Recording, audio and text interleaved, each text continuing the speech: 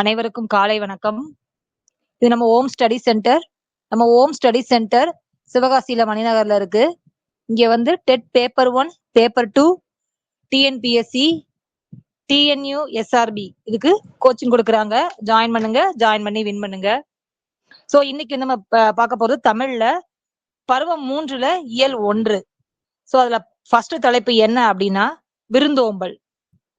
விருந்தோம்பல்னா உங்களுக்கே தெரியும், நம்ம வீட்டுக்கு வர்றவங்களுக்கு நம்மகிட்ட என்ன இருக்கோ அதை கொடுத்து வந்து என்ன பண்ணுவோம், உபசரிக்கிறதுக்கு பேரு தான் விருந்தோம்பல்.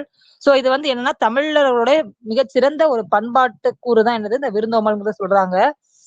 நமக்கு இல்லாவிட்டாலும் இருப்பதை விருந்தினருக்கு தந்து மகிழ்வித்த நிகழ்வுகள் தான் என்னது விருந்தோம்பல் சொல்றாங்க. சோ பண்டைய காலத்துல தமிழ் இலக்கியங்கள்ல வந்து இந்த விருந்தோம்பலை பத்தி ரொம்ப சிறப்பா வந்து நிறைய பாடல்கள் வந்து சொல்லியிருக்காங்க, பாடல்கள் மூலமா சொல்லியிருக்காங்க. அதுல ஒரு பாடல் தான் இங்க கொடுத்திருக்காங்க. அந்த பாடலோட ஆசிரியர் யார் அப்படின்னா முன்றுரை அரையனார். தமிழர்களின் பண்பாட்டு கூறுகளில் விருந்தோம்பல் முதன்மையானதாகும். தமக்கு இல்லாவிட்டாலும் இருப்பதை விருந்தினருக்கு தந்து மகிழ்ந்த நிகழ்வுகளை தமிழ் இலக்கியங்கள் பேசுகின்றன. சோ நமக்கு இல்லைனாலும் நம்மகிட்ட இருக்கிறத என்ன செய்யறோம், பிறருக்கு கொடுத்து, வீட்டுக்கு வந்தவங்களுக்கு கொடுத்து உபசரிச்சு மகிழ்றோம். அதுதான் என்னது தமிழ் இலக்கியங்களை பெருசா பேசுறாங்க. கடையெழு வள்ளல்களுள் ஒருவர் பாரி. அப்பாரியின் புதல்வியர் பாணர்களுக்கு புதுமையாக உணவளித்த செய்தியை கூறும் பாடலை இங்க கொடுத்திருக்காங்க. என்னன்னா பாரியுடைய மகள் என்ன பண்றாங்கன்னா அங்கவை சங்கவை அவங்க என்ன பண்றாங்க அப்படின்னா பாணர்களுக்கு வந்து உபசரிக்கிறாங்க. அது என்னதான் உபசரிக்கிறாங்கன்னா ஒரு வித்தியாசமா கொடுத்திருக்காங்க. என்ன சொல்றாங்க அப்படின்னா உலை நீரில் சாப்பாடு உலை வச்சிருப்போம் பாத்தீங்களா, அந்த உலை நீர்ல வந்து என்ன பண்றாங்களாம், பொன்களை இட்டு என்ன பண்றாங்களாம், தங்கத்தை இட்டு அவங்களுக்கு கொடுக்குறாங்களாம். சோ அதோட சிறப்பு தான் இந்த பாடல்கள் கொடுத்திருக்காங்க. மாறியொன்று இன்றி வரந்திருந்த காலத்தும் பாரி மடமகள் பான்மகற்கு நீர் உலையுள் பொன் திறந்து கொண்டு புகாவா நல்கினாள் ஒன்றாகு முன்றிலோயில். சோ இந்த பாடலோட ஆசிரியர் முன்றுரை அரையனார். என்ன சொல்றாங்கன்னா உங்களுக்கே தெரியும், மாறினா என்னன்னா மழை, அதாவது மழை இன்றி, அதாவது மழை இல்லாத, மழை ஒரு மழை கூட இல்லாம வறந்திருந்தனா வறட்சியா இருக்கு. சோ அந்த அந்த சமயத்துல என்ன பண்றாங்க அப்படின்னா பாரியோட மகள் யாரு அப்படின்னா மடமகள்னா யாரா, மடமகள்னா என்ன அர்த்தம்னா இளமகள், இளைய மகள் சொல்லுவாங்கல்ல, இளமகள். அவங்க வந்து என்ன பண்றாங்க, அதாவது அங்கவை சங்கவை என்ன பண்றாங்கன்னா பான் மகருக்கு, பாணர்கள் வந்து என்னன்னா ஏதாவது எங்களுக்கு வேணும்னு வந்து நிக்கிறாங்க. அப்படி நிக்கும் போது அவங்களுக்கு என்ன பண்றாங்கன்னா நீர் உலையுள் அப்படின்னா என்னன்னா உலை நீரில் பொன் திறந்து கொண்டு, பொன் திறந்துனா பொன் இட்டு, தங்கம், பொன் திறந்து கொண்டு புகாவானா என்னதுன்னா உணவு, சரியா, புகாவா நல்கினாள். அதான் அந்த பாடல கொடுத்திருக்காங்க. அதாவது மழையின்றி வறட்சி நிலவிய காலத்தில் பாரி மகளிரான அங்கவை சங்கவை ஆகியோரிடம் பாணர்கள் இறந்து நின்றனர். சோ மழையில வறட்சியா இருக்கு, அந்நேரம் வந்து என்ன பண்றாங்களாம், பாணர்கள் வந்து பாரியோட மகள் அவங்க கிட்ட வந்து ஏதாவது தாங்கன்னு வந்து நிக்கிறாங்க. அந்நேரம் அவங்க என்ன பண்றாங்களாம், பாரி மகளிர் உலை நீரில் பொன் இட்டு அவர்களுக்கு தந்தனர். உலை நீரில பொன் இட்டு அவங்க கொடுக்குறாங்க. அதனால் பொருள் ஏதும் இல்லாத வீடு எதுவும் இல்லை என்பதை அறியலாம். அதாவது என்னன்னா ஒன்றாகு முன்றிலோயில் அப்படின்னா என்ன அப்படின்னா, அப்ப எதுவுமே இல்லாம எந்த வீடுமே இல்ல, எல்லார்ட்டையுமே எல்லா செல்வமும் இருக்குன்ற அர்த்தம். ஒன்றுமில்லாத வீடு எதுவும் இல்லை என்பது இதன் பொருள். அதாவது இது பழமொழி மாதிரி. ஒன்றாகு முன்றிலோயில் அப்படின்னா என்ன அப்படின்னா ஒன்றுமில்லாத வீடு எதுவும் இல்லை. அதுதான் என்னது இந்த ஒன்றாக முன்றிலோயிலுடைய பொருள், ஒரு பழமொழி, சரியா. சோ இந்த பாடல்ல பாரிங்கிறதுக்கு அர்த்தம் என்ன அப்படின்னா மழை, வறந்திருந்த அப்படின்னா என்னன்னா வறண்டு இருந்த, வறட்சி, புகாவா அப்படின்னா என்னதுன்னா உணவு, மடமகள் அப்படின்னா இளமகள், நல்கினாள் அப்படின்னா என்னது கொடுத்தாள். சோ உலை நீர்ல வந்து பொன் இட்டு கொடுத்தாள், நல்கினாள்னா என்னது கொடுத்தாள். முன்றில் அப்படின்னா என்னன்னா வீட்டின் முன் இடம், அதாவது வீட்டுல முன்னாடி வந்து என்னது பழைய காலத்துல என்ன இருக்கும், தென்னை இருக்கும், திண்ணை வச்சு கட்டியிருப்பாங்க, வெரண்டா, திண்ணை, அதுதான் என்னது முன்றில். சோ இந்த பாடல்ல வந்து என்ன அப்படின்னா கடைசி வரியில ஒரு பழமொழி, ஒன்றாகு முன்றிலோயில் அப்படின்னா என்னன்னா ஒன்றுமில்லாத வீடு எதுவும் இல்லை, அதுதான் என்னதுன்னா ஒன்றாகு முன்றிலோயில். சோ அந்த பாடலோட ஆசிரியர் முன்றுரை அரையனார். சோ இது வந்து என்னது அப்படின்னா பழமொழி 400 சரியா, அந்த ஆசிரியரோட பத்தி பாத்துருவோம். முன்றுரை அறையினார் வந்து என்னது, யார் அப்படின்னா முன்றுரை அறையனார்.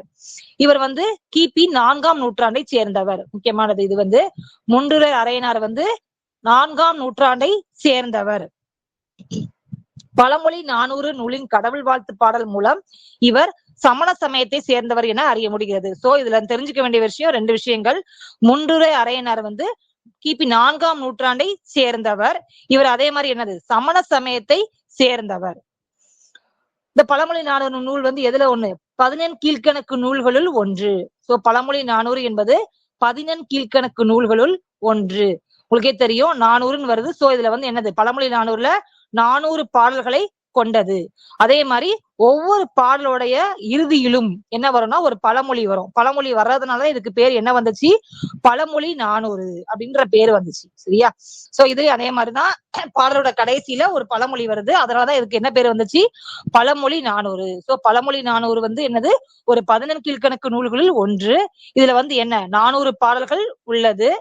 ஒவ்வொரு பாடலின் இடையிலும் அதாவது இறுதியிலும் என்னன்னா ஒரு பழமொழி வருது. பழமொழி வர்றதுனாலதான் இதுக்கு என்ன பேர் வந்துச்சு, பழமொழி 400 என்ற பெயர் வந்தது. சோ புக் பேக் பாருங்க. மரம் வளர்த்தால் மாறி பெறலாம். மாறினா என்னது, மழைன்னு அர்த்தம். அடுத்தது நீர் உலையில் என்னும் சொல்லை பிரித்து எழுத கிடைப்பது நீர் பிளஸ் உலையில். அடுத்தது மாறி பிளஸ் ஒன்று என்பதை சேர்த்து எழுத கிடைக்கும் சொல் மாறி ஒன்று. சோ பாரி மகளிரோட பேரும் தெரிஞ்சுக்கணும். பாரி மகளிர் யார் யாரு, அங்கவை சங்கவை. சோ அடுத்த தலைப்பு என்ன அப்படின்னா வயலும் வாழ்வும். சோ வயலும் வாழ்வும்ல உங்களுக்கே தெரியும், வயலும் வாழ்வும்னால என்ன அப்படின்னா நமக்கு வந்து உலகத்துல வந்து பல வகையான தொழில்கள் இருக்கு. இருந்தாலும் நமக்கு வந்து என்னது, உழவு தொழில் தான் நமக்கு என்னது முதன்மையான தொழில். நம்மளுடைய பசி தீர்க்கக்கூடிய தொழில் உழவு தொழில் தான். அதுதான் எனது முக்கியமான தொழில். சோ அந்த தொழிலை பத்தி தான் இதுல வந்து ஒரு பாடலா கொடுத்திருக்காங்க. என்னன்னா உழவு தொழில் செய்யறோம் அப்படின்னா உழவு தொழில் செய்யறதுக்கு என்ன செய்யணும், அந்த கரெக்டான நிலத்தை என்ன செய்யணும், தேர்வு செய்யணும். நிலத்தை தேர்வு செய்யணும், நாற்று நடணும், நீர் பாய்ச்சணும், அப்புறம் அறுவடை செய்வாங்க. அப்புறம் அறுவடை செய்யறது என்ன செய்வாங்கன்னா போரடிப்பாங்க. அதுக்கப்புறம் தான் நமக்கு என்னது, நம்ம நெற்பயிர்கள் வந்து நமக்கு கிடைக்கும். சோ இதுதான் என்னது, ஒரு உழவு தொழில் எடுத்துட்டு அதுல உள்ள ஸ்டெப் எல்லாம் இது வந்து இதுதான். சரியா, சோ என்ன பண்றாங்க, நிலத்தை தேர்வு செய்யறாங்க, நாற்று நடுறாங்க, நீர் பாய்ச்சணும், அறுவடை செய்வாங்க, போரடிப்பாங்க, கடைசியா தான் என்ன கிடைக்கும், நம்ம என்ன பயிரிடுறோமோ அது நம்ம கையில கிடைக்கும். சோ இதுதான் என்னது, ஒரு உழவு தொழிலோட இத்தனை வந்து செயல்பாடுகள் இருக்கு. சோ அத்தகைய உழவு தொழிலின் சிறப்பை வந்து அந்த உழவு தொழில் வந்து எப்படி பண்றாங்கிறத என்ன பண்றாங்கன்னா இங்க ஒரு பாடலா கொடுத்திருக்காங்க. இந்த பாடலுடைய தொகுப்பாளர் யார் அப்படின்னா கீவா ஜெகநாதன் அப்படிங்கிறவர் தான் அந்த பாடல் கொடுத்திருக்காங்க. சோ அந்த பாடலை பாருங்க. ஓடை எல்லாம் தாண்டி போய் ஏழேலங்கடி ஏழேலோ. சோ பாடலா பாடி இருக்கிறதுனால ஏழேலங்கடி ஏழேலோன்னு ஒவ்வொரு லைன்லயும் வந்திருக்கு. சரியா, ஓடை எல்லாம் தாண்டி போய் 1.5 குழி நிலமும் பார்த்து சீலை எல்லாம் வரிஞ்சு கட்டி சேத்துக்குள்ளே இறக்குறாங்க. என்ன சொல்றாங்களா, என்ன சொன்னோம், உழவு தொழிலாலேயே வந்து என்னது, நிலத்தை வந்து தெரிவு செய்யணும். எந்த நிலத்துல வந்து நம்ம பயிரிடலாம் அப்படின்னு பாக்குறாங்க. சோ ஓடையெல்லாம் தேடி தாண்டி போய் என்ன பண்றாங்க, 1.5 குழி நிலமும் பார்த்து. 1.5 குழி, நம்ம குழினா என்னது, நிலத்தை வந்து 1.5 குழி 2 குழி 5 குழின்னு சொல்லுவோம் பாத்தீங்களா. அந்த குழிங்கிறது என்ன அப்படின்னா நில அளவை பெயர். சோ குழியோட பொருள் என்னது, நில அளவை பெயர். சோ ஓடையெல்லாம் தாண்டி போய் பாக்குறாங்க, ஒரு 1.5 குழி இடம் பார்த்தாச்சு, நிலத்தை பார்த்துட்டு அங்க என்ன பண்றாங்க, அங்க போய் நாத்து நட போறாங்க. அதுக்கு என்ன செய்யறாங்க, சீலை எல்லாம் வரைஞ்சு கட்டி, சீலைன்னா என்னது, சேலையெல்லாம் வரைஞ்சு கட்டிக்கிட்டு என்ன பண்றாங்க, சேத்துக்குள்ள போய் இறங்குறாங்க. அதுக்கடுத்து என்ன பண்றாங்க, நாத்தெல்லாம் பிடுங்கையிலே, நாத்தை பிடுங்குறாங்க, நாத்தை எல்லாம் பிடுங்கையிலே நண்டும் சேர்த்து பிடிக்கிறாங்க. நாத்தெல்லாம் பிடுங்குறாங்களாம், சேருக்குள்ள இறங்கி நாத்தை பிடுங்கும் போது என்ன பண்றாங்க, நண்டும் சேர்ந்து வரதா, அந்த நண்டையும் சேர்த்து பிடிக்கிறாங்க. ஒரு சாணுக்கு ஒரு நாற்று தான், ஓடி ஓடி நட்டோம் ஐயா. என்ன பண்றாங்களா, நாத்து நடும்போது ஒரு சாணுக்கு ஒரு நாத்து அப்படிங்கிற மாதிரி ஓடி ஓடி போய் என்ன பண்றாங்களா, நாத்தை ஆணும் பொண்ணும் போய் நடுறாங்க. மடமடன்னு மடைவழியே, நாத்து நட்டாச்சு, அதுக்கப்புறம் என்ன பண்ணணும், அதுக்கு நீர் பாய்ச்சணும்ல, நீர் பாய்ச்சினாதான் அது நல்லா வளரும். மடமடன்னு மடைவழியே மண் குளிர தண்ணீர் பாய. சோ மடை திறந்து தண்ணி விடுறாங்க. நீர் பாய்ச்சுறாங்க. மண் குளிர தண்ணீர் பாய, மண் நல்லா குளிர மாதிரி என்ன பண்றாங்கன்னா தண்ணீரை மட வழியா பாய்ச்சுறாங்க. சாலு சாலா தாளு விட்டு 4 நாளா வளருதம்மா. சோ தண்ணீர் பாய்ச்சியாச்சு, மண்ணை நல்லா குளிர வச்சாச்சு. அதுக்கப்புறம் என்ன பண்ணுது, நாத்து வந்து நல்லா வளர்ந்துருச்சு. வளர்ந்த பறவை என்ன பண்றாங்கன்னா மணி போல பால் பிடித்து மனதை எல்லாம் மயக்குதம்மா. நல்லா என்னது நெற்பயிர்கள் எல்லாம் நல்லா வந்து வளர்ந்துருச்சு, மனதை எல்லாம் மயக்குதம்மா. அது வளர்ந்து நிக்கிறத பார்த்தா அவங்களுக்கு சந்தோஷமா இருக்கு. அறுப்பறுக்க ஆளுக்கெல்லாம் ஆளு பணம் கொடுத்துவாராம். சரியா, என்ன பண்றாங்கன்னா நெற்பயிர்கள் எல்லாம் வளர்ந்துருச்சு. அதுக்கப்புறம் என்ன பண்றாங்க, அறுவடை பண்றாங்க. எல்லாரும் ஆணு பொண்ணுமா சேர்ந்து அறுவடை பண்றாங்க. அறுவடை பண்ண பண்ண என்ன பண்றாங்க, ஆளுக வந்து அவங்களுக்கு அறுவடை பண்றதுக்கு வந்து பணம் கொடுத்துட்டே வர்றாங்க. சும்மாடும் தேர்ந்தெடுத்து சுறுசுறுப்பாய் கொண்டு போனார். அறுவடை பண்ணியாச்சு. அறுவடை பண்ண அந்த அந்த கதிர்கள் எல்லாம் என்ன பண்றாங்க, தலையில சிம்மாடுன்னா என்னது, சிம்மாடு வைக்கிறாங்கம்பாங்க. துணி என்ன பண்ணுவாங்க, சுத்தி தலைமையில வச்சுதான் என்ன பண்ணுவாங்க, பாரம் எதுவும் சுமந்து போவாங்க. அதுக்கு பேரு தான் என்னது, சும்மாடு. சும்மாட தலையில வச்சு என்ன பண்றாங்களாம், அறுத்த நெற்கதிர்களை எல்லாம் தலையில வச்சுட்டு என்ன பண்றாங்க, சுறுசுறுப்பாய் கொண்டு போனார். எங்க கொண்டு போறாங்க அப்படின்னா, நம்மளே பார்த்திருப்போம். கொஞ்சம் அவுட்டர்ல எல்லாம் பாத்தீங்க அப்படின்னா இந்த அறுவடை பண்ண கதிர்களை எல்லாமே ரோட்ல போட்டிருப்பாங்க. ரோட்ல போகும்போது காரு மாடு போனாலும் சரி, எல்லாம் வண்டி போக போக போக அதுல ஏத்தி ஏத்தி ஏத்தி ஏத்திட்டு போயிட்டு வருவோம். போயிட்டு வந்ததுக்கு அப்புறம் அவங்க சாயந்தரமா என்ன பண்ணுவாங்க அப்படின்னா, அந்த பயிர்கள் எல்லாம் அந்த மணிகள் எல்லாமே என்ன வந்துருமா, அதுல இருந்து கதிர்கள் இருந்து பிரிஞ்சு பிரிஞ்சு வந்துரும். அதுக்கப்புறம் என்ன பண்ணுவாங்க, அதை எல்லாம் அள்ளி பிளப்பாங்க. சோ அதே மாதிரி நெற்கதிர்களை ஃபுல்லா அறுவடை பண்ணி அத சும்மாடு மூலமா தலையில வச்சு கொண்டு போய் என்ன பண்றாங்களாம், அத போய் அந்த மணிகளை எல்லாம் பிரிக்கிறதுக்காக ரோட்ல போய் போடுறாங்க. சுறுசுறுப்பாய் கொண்டு போனார். கிழக்கத்தி மாடெல்லாம் இங்க என்ன பண்றாங்க, மாடெல்லாம் அதுல ஏறி ஏறி நடக்கும். நடக்க நடக்க என்ன ஆகுமா, அந்த நம்மளுக்கு நெல் எல்லாம் தனியா அதுல இருந்து பிரிஞ்சு வந்துரும். கிழக்கத்தி மாடெல்லாம் கீழே பார்த்து மிதிக்குதையா. மாடு வந்து அந்த நெற்கதிர்கள் மேல நடக்க நடக்க என்ன ஆகுது, அந்த மணிகள் எல்லாம் தனியா பிரிஞ்சு வந்துரும். கால்படவும் கதிரு பூரா கலழுதையா மணிமணியா. சோ மாடோட காலு பட பட என்ன ஆகுது, கதிர்ல இருந்து ஃபுல்லா அந்த மணிகள் எல்லாம் பிரிஞ்சு பிரிஞ்சு தனியா வந்துரும். அதுக்கப்புறம் அதை என்ன பண்ணுவாங்க, அவங்க அத ஃபுல்லா அள்ளி படைச்சு என்ன பண்ணுவாங்களா, நமக்கு வந்து நெற்கதிர்களா பயிர்களா கொடுப்பாங்க. சோ இதுல வந்து குழி அப்படின்னா என்ன அப்படின்னா நில அளவை பெயர். அடுத்தது சான், சானும் அதே மாதிரிதான் ஒரு சான், நீட்டல் அளவை பெயர் தான் என்னது, சான். மணிங்கிறது இங்க என்னதை எதை சொல்றாங்க அப்படின்னா முற்றிய நெல். விளைச்சலுக்கு அப்புறம் வந்து அந்த முற்றிய நெல்லுக்கு தான் என்ன சொல்றாங்க, அதை உருவகப்படுத்தி மணின்னு சொல்றாங்க. சரியா, சும்மாடுனா என்ன அப்படின்னா தலையில பாரம் சுமக்கிறதுக்காக என்ன பண்ணுவோம், துணியை சுத்தி தலைமையில வைப்போம். அந்த துணியோட சுருள், அதுக்கு பேர் தான் என்ன, துணி சுருளுக்கு பேர் தான் என்னது, சும்மாடு. சீலை அப்படின்னா என்னது, புடவை. மடைனா என்ன அப்படின்னா வயலுக்கு நீர் வரும் வழி. என்னது மடைனா வயலுக்கு நீர் வரும் வழி. கழலுதல்னா என்னன்னா உதிர்தல். சோ கழலுதல்னா என்ன அப்படின்னா என்ன செய்யறாங்க, தலைமையில தூக்கி வச்சு இந்த நெற்கதிர்களை ஃபுல்லா ரோட்ல போட்டு என்ன பண்றாங்க, மாடை வச்சு நடக்க வைக்கிறாங்க. அப்ப அங்க என்ன ஆகுதுன்னா அந்த நெற்கதிர்கள்ல இருந்து நெற்மணிகள் பயிர்கள் எல்லாம் என்னது தனியா கலண்டு வருது. அதுதான் என்னது உதிர்தல். கழலுதல் தான் என்னது உதிர்தல். சோ இதுதான் அந்த பாடல்ல உள்ள பொருள். சோ இந்த பாடல் பாருங்க, உழவு செய்யும் மக்கள் ஓடையை கடந்து சென்று 1.5 குறி நிலத்தை தேர்ந்தெடுத்தனர். என்ன பண்றாங்களா, ஓடையெல்லாம் தாண்டி போய் என்ன பண்றாங்க, 1.5 குழி நிலத்தை தேர்வு செய்யறாங்க. பெண்கள் புடவையை இறுக கட்டி நடவு செய்ய வயலில் இறங்கினர். பெண்களை வந்து புடவையெல்லாம் தூக்கி கட்டிக்கிட்டு வயல்ல இறங்குறாங்க. நாற்று பறிக்கும் போது ஆண்களும் பெண்களும் வயல் வரப்பில் உள்ள நண்டுகளையும் பிடித்தனர். ஒரு சாணுக்கு ஒரு நாற்று வீதம் சுறுசுறுப்பாக நட்டனர். நடவு நட்ட வயலின் மண் குளிருமாறு மடை வழியே நீர் பாய்ச்சினர். நட்ட நெற்பயிர்கள் வரிசையாக வளர்ந்து செழித்தன. பால் பிடித்து முற்றிய நெல்மணிகள் மனமயங்குமாறு விளைந்தன. அறுவடை செய்யும் ஆட்களுக்கு பணம் கொடுத்தனர். அறுவடை செய்த நெல் தாள்களை கட்டுகளாக கட்டி தலைக்கு சும்மாடு தூக்கி சென்று களத்தில் சேர்த்தனர். கதிரடித்த நெல் தாள்களை கிழக்கத்தி மாடுகளை கொண்டு மிதிக்க செய்தனர். மாடுகள் மிதித்த நெற்கதிர்களில் இருந்து நெல்மணிகள் மணிமணியாய் உதிர்ந்தன. சோ உழவு தொழில்ல என்னென்னலாம் அவங்க வந்து செய்யறாங்க, அந்த செயல்பாடுகள் என்னங்கிறத என்ன பண்றாங்க இந்த ஒரே பாடல்ல கொடுத்திருக்காங்க. சோ நிலத்தை தேர்வு செய்யறாங்க, அங்க உள்ள நாற்றை பறிக்கிறாங்க. அதுக்கப்புறம் என்ன பண்றாங்க, அவங்க நாட்டு நடுறாங்க, நீர் பாய்ச்சுறாங்க. நீர் பாய்ச்சினதுக்கு அப்புறம் என்ன ஆகுது, நல்லா அவங்க செழிம்பா வளருது. அதுக்கப்புறம் என்ன பண்றாங்க, அறுவடை செய்யறாங்க. அறுவடை செய்த நெற்கதிர்களை வந்து என்ன பண்றாங்க, மாடை வச்சு போரடித்தல் பண்றாங்களா. அந்த மாடு நடக்க நடக்க என்ன ஆகுது, அந்த நெல்மணிகள் எல்லாம் தனியா கலண்டு வருது. அதுக்கு பேரு தான் என்னன்னா போரடித்தல். போரடித்தல் செய்யறாங்க. சோ இதுதான் என்னன்னா உழவு தொழில்ல செய்ய வேண்டிய செயல்பாடுகள் அப்படின்னு இந்த பாடல் மூலமா கொடுத்திருக்காங்க. சோ அந்த பாடலோட ஆசிரியர் யார் அப்படின்னா கீவா ஜெகநாதன். சரியா? அவருக்கு கீவா ஜெகநாதன் அப்படின்னா என்ன அர்த்தம் அப்படின்னா கிருஷ்ணராயபுரம் வாசுதேவ ஜெகநாதன். சோ அவருடைய பேர் என்னது, கிருஷ்ணராயபுரம் வாசுதேவ ஜெகநாதன். அததான் நம்ம ஷார்ட்டா என்ன சொல்றோம்னா கீவா ஜெகநாதன் சொல்றோம். அவர் எப்ப பிறந்தாரு அப்படின்னா ஏப்ரல் 11 1906. எப்பனா ஏப்ரல் 11 1906 பிறந்தாரு. அவருடைய இறப்பு எப்ப அப்படின்னா நவம்பர் 4 1988. So November 4 1988 இறந்தாரு. அவர் வந்து என்ன அப்படின்னா நாட்டுப்புற பாடல்கள் நிறைய பாடியிருக்காங்க. நாட்டுப்புற பாடல்கள் வந்து என்னன்னாலே உழைக்கும் போது நமக்கு அழைப்பு தெரியாம இருக்கிறதுக்காக என்ன பண்ணுவாங்க, நாட்டுப்புற பாடல்கள் பாடுவாங்க. சோ இந்த நாட்டுப்புற பாடல்கள் அவர் நிறைய என்ன பண்ணியிருக்காரு, எழுதியிருக்காரு. நாட்டுப்புற பாடல்கள் என்ன சொல்லுவோம்னா வாய்மொழி இலக்கியம் என்றும் வழங்குவர்.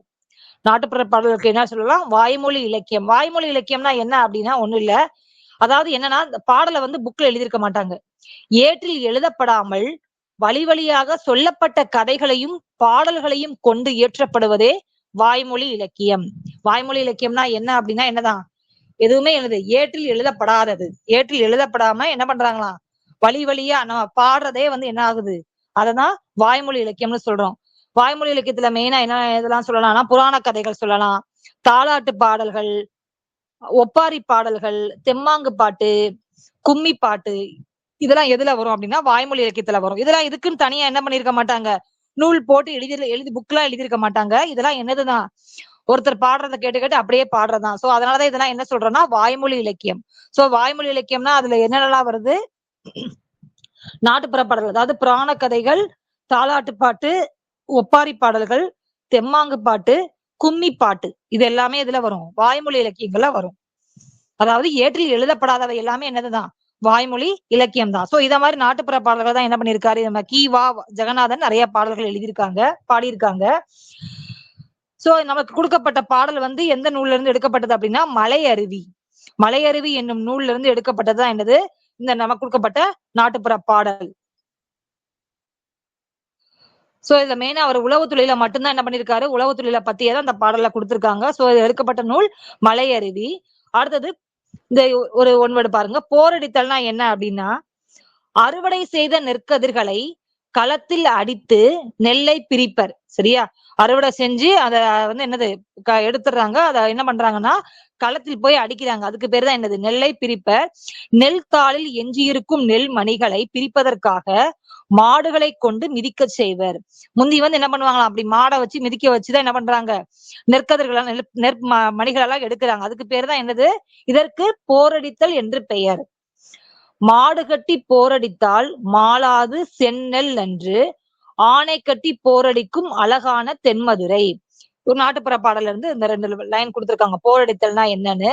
சோ என்ன பண்றாங்க, நெற்கதிர்களை வந்து என்ன பண்றாங்க களத்துல போய் விட்டு அதை என்ன பண்றாங்க மாடை வச்சு நடக்க வைக்கிறாங்க. அதுல இருந்து நம்மளுக்கு வந்து என்ன ஆகுது, நெற்பயிர்கள் எல்லாம் கலண்டு வருது. அதுக்கு பேர் தான் என்னது, போரடித்தல். நம்ம அதே மாதிரி இந்த கீவா ஜெகநாதன் அவர் வந்து என்ன அப்படின்னா கலைமகள் அப்படின்ற ஒரு இதழோட ஆசிரியராகவும் பணியாற்றினார். இதழ் என்ன இதழ்னா கலைமகள். கலைமகள் என்னும் இதழின் ஆசிரியராகவும் கீவா ஜெகநாதன் பணியாற்றினார். அதே மாதிரி இவரோட படைப்புல வந்து வீரர் உலகம் என்னும் இலக்கிய படைப்பிற்கு சாகித்ய அகாதமி விருது வழங்கப்பட்டது. என்னதுன்னா வீரர் உலகம். இவரது வீரர் உலகம் என்னும் இலக்கிய படைப்பிற்கு சாகித்ய அகாதமி விருது வழங்கப்பட்டது. சரியா? இவர் ஒரு தமிழ் இதழாளர், கவிஞர், எழுத்தாளர் மற்றும் நாட்டுப்புறவியலாளர். மெயினா இவர் என்னதுதான் நாட்டுப்புறவியலாளர். சரியா? நாட்டுப்புற பாடல்கள் வந்து நிறைய எழுதியிருக்கிறதுனால இவர் என்னது, இவர் ஒரு நாட்டுப்புறவியலாளர். சரியா? சோ இவருடைய வீரர் உலகம் என்னும் படைப்பிற்கு தான் என்னது சாகித்ய அகாதமி விருது வழங்கப்பட்டது. சோ வீரர் உலகம் எந்த இலக்கிய படைப்பு யார் எழுதுனது அப்படின்னா அது என்னது கீவா ஜெகநாதன். அதுக்குதான் என்னது அவருக்கு சாகித்ய அகாதமி விருது கிடைச்சிருக்கு. அதே மாதிரி இவர் எந்த இதழோட ஆசிரியராக பணியாற்றினார், கலைமகள். கலைமகள் என்னும் இதழின் ஆசிரியராகவும் கி.வா. ஜெகநாதன் பணியாற்றினார்.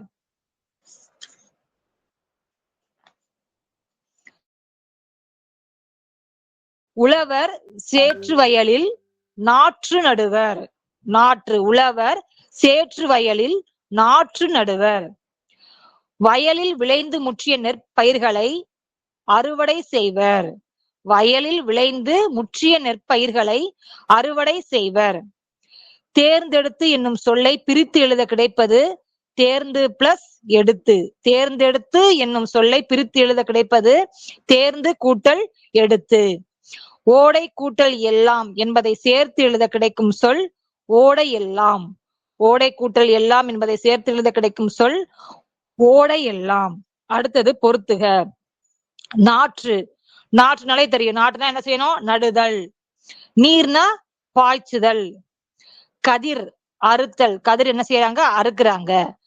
களை, களை பறித்தல். களைன்னா அந்த ஆகாத, நம்ம பயிரிடுறோம், அதுல வந்து தேவையில்லாத செடிகள்லாம் நிறைய வளர்ந்துருக்கும் பாத்தீங்களா, அதுவா ஏதாவது புல்லு முளைச்சிருக்கும், அதெல்லாம் என்ன பண்ணுவாங்க? அதெல்லாம் தேவையில்லாததான் எனக்கு களை. அதெல்லாம் என்ன செய்யணும்? பறிச்சிடணும். களை வந்து பறித்தல்.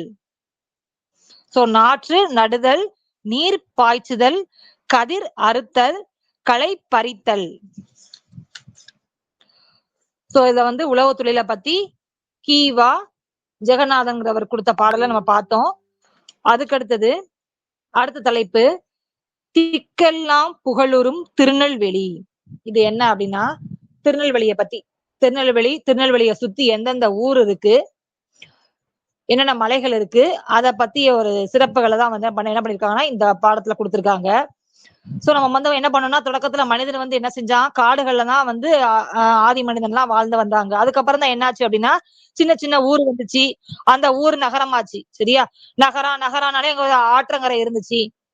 சோ அதே மாதிரி ஆற்றங்கரை என்னென்ன திருநெல்வேலியை சுத்தி என்னென்ன ஆறுகள் இருக்கு, அதை பத்தி தான் என்ன பண்றாங்கன்னா இந்த பாடத்துல கொடுத்திருக்காங்க. திருநெல்வேலிய சிறப்பா சொல்லியிருக்காங்க. இதுல என்ன அப்படின்னா, ஒரு நண்பன் வந்து அவனுடைய ஃப்ரெண்டுக்கு ஒரு பையன் வந்து அவனுடைய நண்பனுக்கு வந்து கடிதம் எழுதுற மாதிரி. சரியா?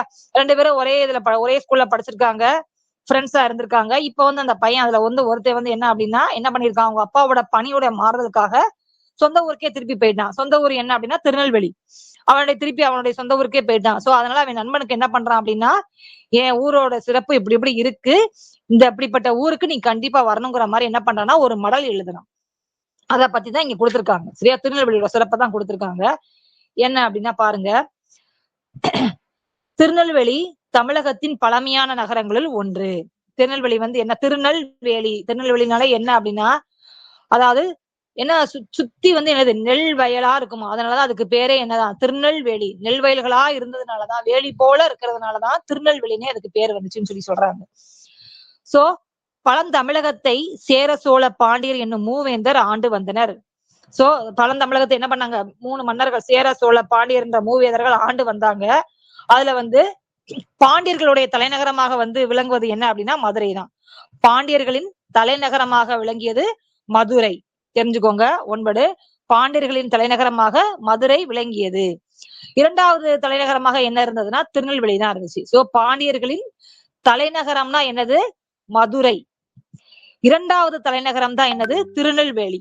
சோ அத்தகைய திருநெல்வேலியோட சிறப்பை பத்தி தான் என்ன பண்ண போறோம்? இந்த பாடத்துல பார்க்க போறோம். சோ திருநெல்வேலினா என்ன அப்படின்னா, அதாவது அந்த நகரத்தை சுத்தி வந்து வேலி போல என்ன இருக்குமா? நெல் வயல்கள் இருக்குமா. அதனாலதான் அதுக்கு என்ன பேர் வந்துச்சான்? திருநெல்வேலி என பெயர் பெற்றது. இந்நகரை சுற்றி நெல் வயல்கள் வேலி போல அமைந்திருந்ததால் திருநெல்வேலி என பெயர் பெற்றது.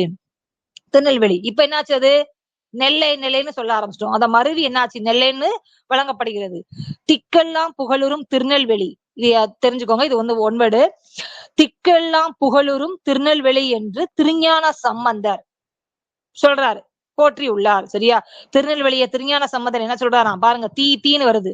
திக்கெல்லாம் புகழுறும் திருநெல்வேலி என்று திருஞான சம்பந்தர் சொல்றாரு. திருநெல்வேலி அவர் என்ன சொல்றாரு? திருஞான சம்பந்தர் திக்கெல்லாம் புகழுறும் திருநெல்வேலின்னு போற்றுகிறார். அதே மாதிரி அடுத்த சேக்கிழார் என்ன சொல்றாங்க? தன் பொருணை புனல் நாடு. என்ன சொல்றாங்க? தன் பொருணை புனல் நாடு. பொருணை என்ன அப்படின்னா தாமிரபரணி. திருநெல்வேலியில வந்து தாமிரபரணி ஆறு ஓடுது. அதனாலதான் தன் பொருணை புனல் நாடு என்று சேக்கிழார் போற்றியுள்ளார். சோ திருநெல்வேலிய திருஞான சம்பந்தர் என்ன சொல்றாரு? திக்கெல்லாம் புகழுறும் திருநெல்வேலின்னு சொல்றாரு. சேக்கிழார் என்ன சொல்றாரு? தன் பொருணை புனல் நாடு என்று போற்றியுள்ளார். சோ திருநெல்வேலி மாவட்டம்னால என்னன்னா மலை வளம் மிகுந்த பகுதி, மலைகளா இருக்கு. அப்படி அதுல ஒரு ஃபர்ஸ்ட் என்னன்னா பொதிகை மலை. பொதிகை மலை சிறப்புமிக்க மலை வந்து என்னது? பொதிகை மலை. பொதிகை மலையை பத்தி இளங்கோவடிகள் என்ன சொல்றாருன்னு பாருங்க. பொதியிலாயினும் இமயமாயினும் பதியெழு அறியா பழங்குடி என்று இளங்கோவடிகள் பொதிகை மலைக்கு முதலிடம் கொடுத்து பாடுகிறார். சோ அப்பேற்பட்ட திருநெல்வேலியில மலைகள் நிறைய இருக்கு. அதுல சிறப்புமிக்க மலை வந்து என்னதான்? பொதிகை மலை. அந்த பொதிகை மலையை பத்தி இளங்கோவடிகள் என்ன சொல்றாரு அப்படின்னா, பொதியிலாயினும் இமயமாயினும் பதியெழு அறியா பழங்குடி. பழங்குடின்னு முடியுதா? பழங்குடி இளங்கோவடி ஞாபகம் வச்சுக்கோங்க. இளங்கோவடி பழங்குடி அப்படின்னு வருது. சோ அந்த 2 லைனு எதை பத்தி வருது? பொதிகை மலை. பொதின்னு வருதா? பொதிகை மலை. அப்ப பொதிகை மலையை பத்தி இளங்கோவடிகள் சொல்றாங்க. அடுத்தது, இலக்கியங்களில் திரிகூட மலை என வழங்கப்படும் குற்றால மலை புகழ்பெற்ற சுற்றுலா இடமாக திகழ்கிறது. அதே மாதிரி திருநெல்வேலி அங்கிட்ட நமக்கு என்ன இருக்கு? குற்றாலம் வருது. சரியா? குற்றால மலைக்கு இன்னொரு பேர் என்னதான்? திரிகூட மலை. திரிகூட மலை என வழங்கப்படும் குற்றால மலை புகழ்பெற்ற சுற்றுலா இடம். சோ திரிகூட மலைனா என்னது? குற்றால மலை. சோ அந்த குற்றால மலையை பத்தி எதுல யாரு சொல்லியிருக்காங்கன்னா, குற்றால குறவஞ்சிங்கிற நூல்ல யார் சொல்லியிருக்கா? குற்றால குறவஞ்சியோட ஆசிரியர் யாரு? திரிகூட ராசப்ப கவிராயர். அவர் இந்த குற்றால மலையை பத்தி என்ன சொல்றாருன்னு பாருங்க. வானரங்கள் கனி கொடுத்து மந்தியோடு கொஞ்சும், மந்தி சிந்து கனிகளுக்கு வான்கவிகள் கெஞ்சும் அப்படின்னு குற்றால மலையை பத்தி யாரு பாடுறாங்க? திரிகூட ராசப்ப கவிராயர் பாடுறாரு. சோ திரிகூட ராசப்ப கவிராயர் எதோட ஆசிரியர்? குற்றால குறவஞ்சி என்னும் நூலோட ஆசிரியர் தான் யாரு? திரிகூட ராசப்ப கவிராயர். அவர் வந்து குற்றால மலையை பத்தி இந்த 2 லைன்ல சொல்றாரு. வானரங்கள்னா என்ன? வானரங்களை ஞாபகம் வச்சுக்கோங்க. வானரங்கள்னாலே குரங்குகள். குற்றாலத்துல குரங்கு அதிகமா இருக்கும். சோ குரங்க பத்தி, குரங்கு குற்றாலம்னா குற்றாலத்தை பத்தி யாரு பாடுறா? திரிகூட ராசப்ப கவிராயர் இந்த வரிகளை குரங்க வச்சு சொல்றாரு குற்றால குறவஞ்சியில அப்படின்னு ஞாபகம் வச்சுக்கோங்க. அடுத்தது, திருநெல்வேலி பகுதியை வளம் செழிக்க செய்யுமாறு தாமிரபரணி.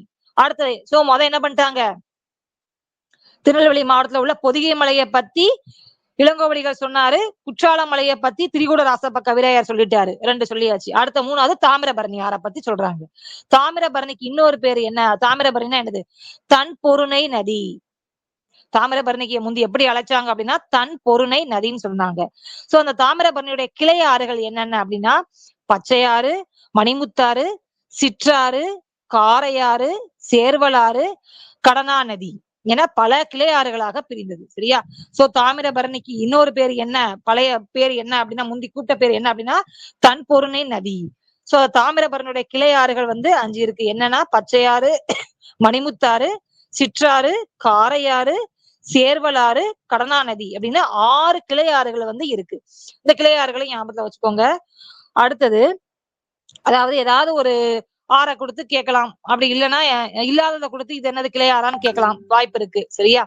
அடுத்தது, திருநெல்வேலி மாவட்ட பொருளாதாரத்துல முதன்மையான பங்கு வகிப்பது உழவு தொழில். சோ இப்ப வந்து தெரியும் ஆறுகள் நிறைய, இத்தனை ஆறுகள் ஓடுது. அப்ப ஆறு நீர்வளம் நல்லா இருக்கு அப்படின்னா அங்க என்ன பண்ணுவாங்க? கண்டிப்பா உழவு தொழில் வந்து முதன்மையான தொழிலாக இருக்குன்னு சொல்றாங்க திருநெல்வேலி மாவட்டத்துல. சரியா? மலைகள் நிறைய இருக்கு. மலைகள் நிறைய இருக்கிறதுனால ஆறு ஓடுது. தாமிரபரணி ஆறு இருக்கு. ஆறுகள் ஓடுறதுனால நீர்வளம் நல்லா இருக்கிறதுனால அங்க என்ன பண்றாங்களா? திருநெல்வேலியில மெயினா உழவு தொழில் முதன்மையான தொழிலாக பங்காற்றுகிறது. சோ உழவு தொழில் பண்றாங்க. தாமிரபரணி ஆற்றுல மெயினா என்னது? உழவு தொழில் நடைபெறுகிறது. அங்க என்ன பண்றாங்க? நீர்வளம் நல்லா இருக்கிறதுனால என்ன பண்றாங்களா? குளத்து பாசனமும் கிணற்று பாசனமும் பயன்பாட்டில் உள்ளன. குளத்து பாசனமும் இருக்கு, கிணத்து பாசனமும் நீர்ப்பாசன வசதியும் இருக்கு. அதனால என்ன பண்றாங்களாம்? 2 பருவங்களிலும் நெல் பயிரிடப்படுகிறது. என்ன பண்றாங்க? நெல் பயிர்கள் இடுறாங்க. அதே மாதிரி சிறுதானியங்கள், எண்ணெய் வித்துக்கள், காய்கனிகள், பருத்தி, பயறு வகைகள் போன்றன பயிரிடப்படுகின்றன.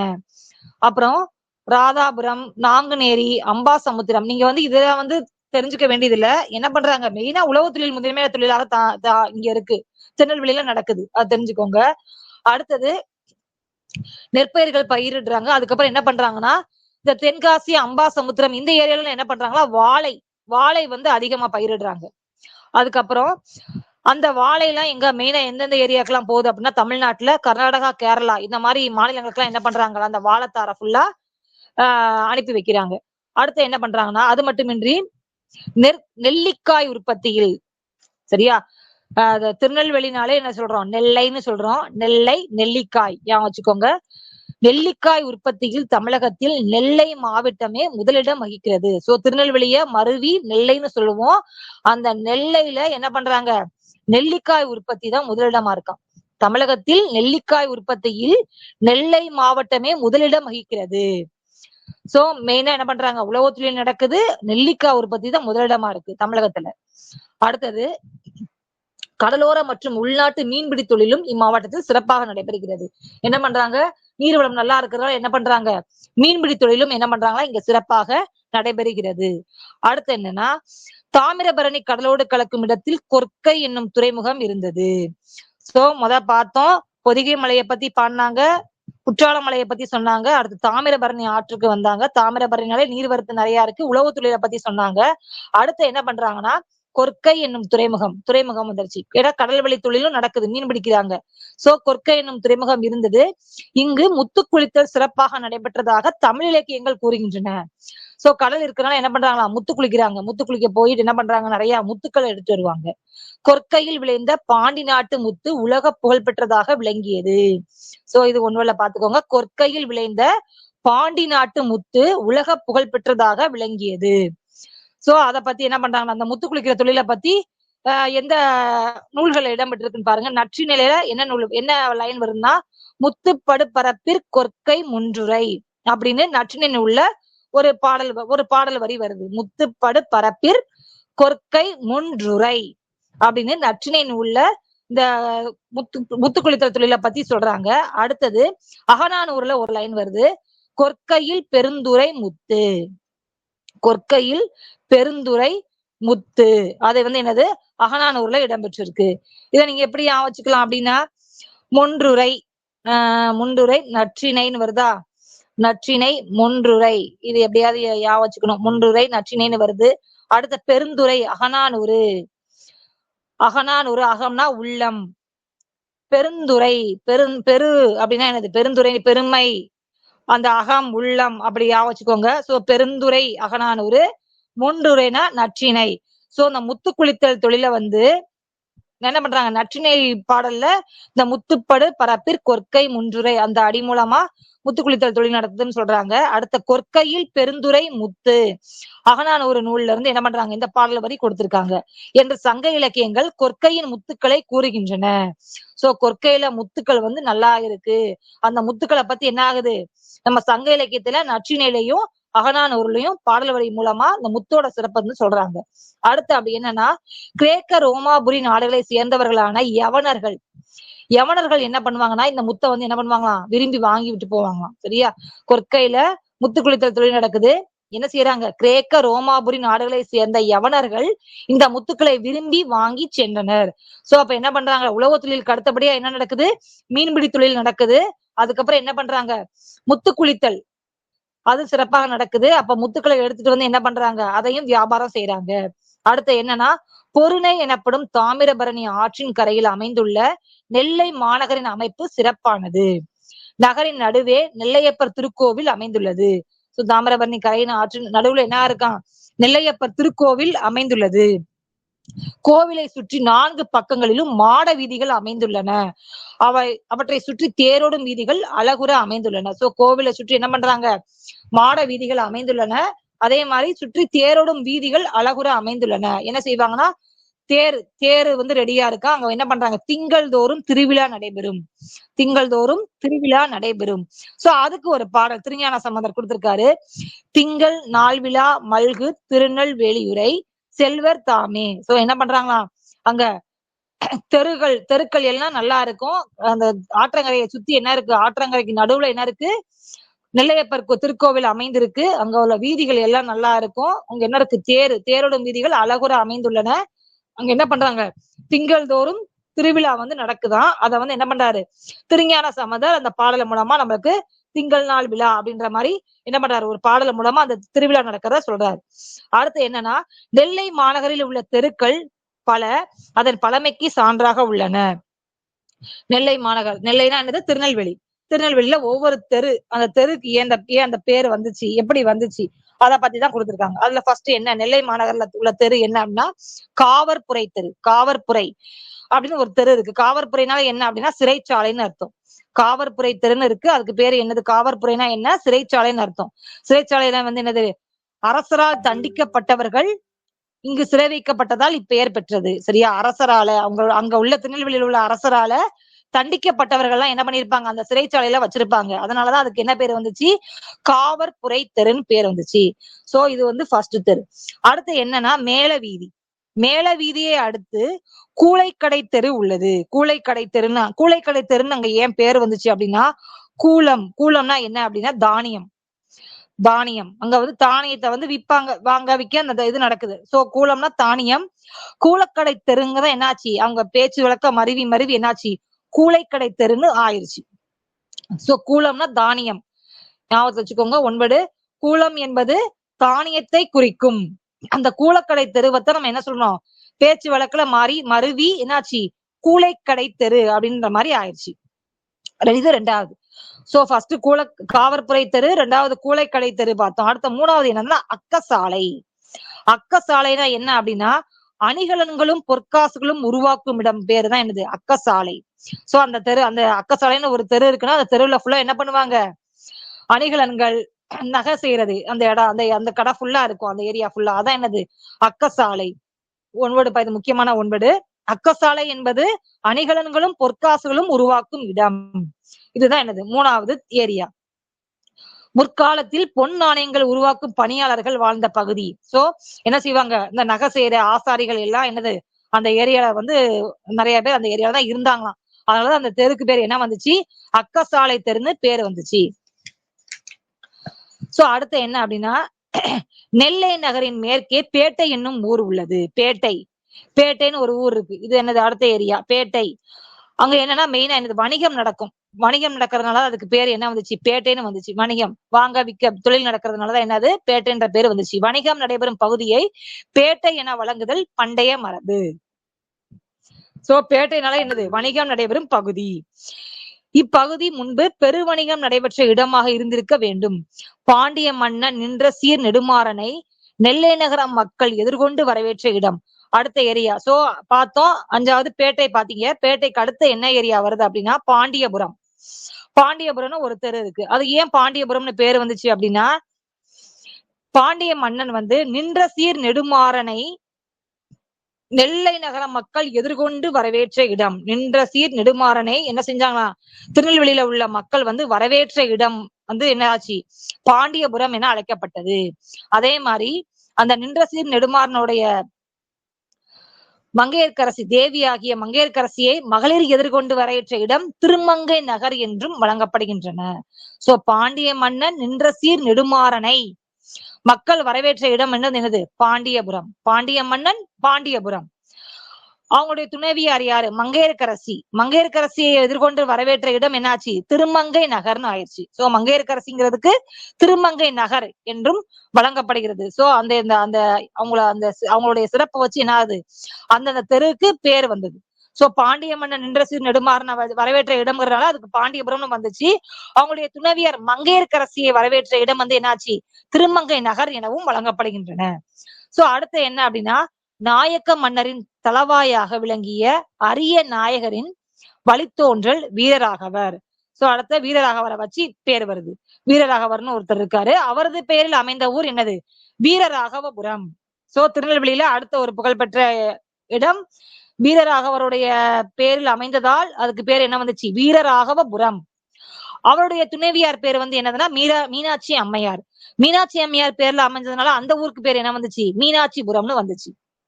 சோ அந்தந்த புலவர்களுடைய பேரை வச்சு அந்த ஏரியாவுக்கு பேர் வந்துருச்சு. வீரராகவருடைய பேரை வச்சு வீரராகவபுரம், அவருடைய துணைவியார் பேரை வந்து மீனாட்சி அம்மையார், அவருடைய பேரை வச்சு என்ன வந்துச்சு? மீனாட்சிபுரம்னு அந்த ஏரியாவுக்கு பேரை வச்சுட்டாங்க.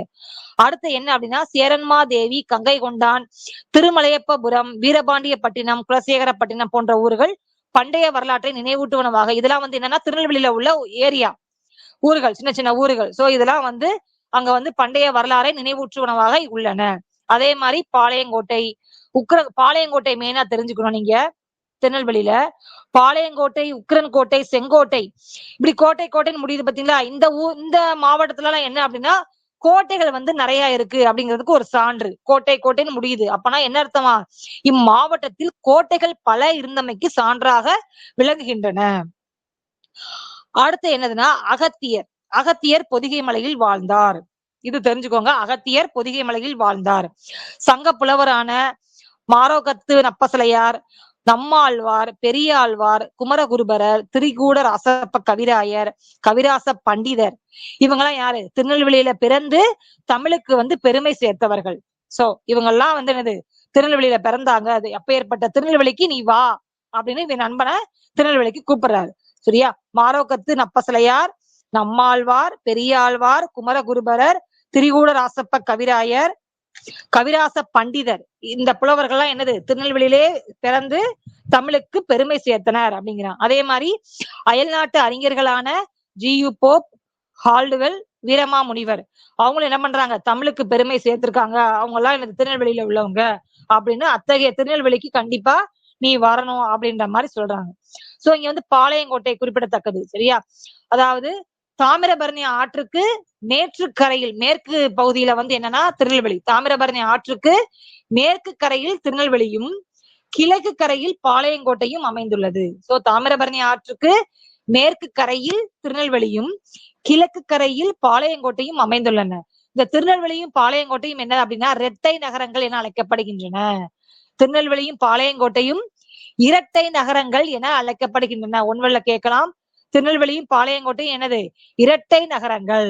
அதே மாதிரி பாளையங்கோட்டையில வந்து கல்வி நிலையங்கள் வந்து அதிகமா இருக்கு. சரியா? கல்வி நிலையங்கள் அதிகமா இருக்கிறதுனால பாளையங்கோட்டையை என்ன சொல்லலாம்? தென்னிந்தியாவின் ஆக்ஸ்போர்டு அப்படிம்பாங்க. பாளையங்கோட்டைக்கு இன்னொரு பேர் என்ன? தென்னிந்தியாவின் ஆக்ஸ்போர்டு என்றும் அழைப்பர். பாளையங்கோட்டையில் அதிக அளவில் கல்வி நிலையங்கள் இருப்பதால் அந்நகரை தென்னிந்தியாவின் ஆக்ஸ்போர்டு என்றும் அழைப்பர்.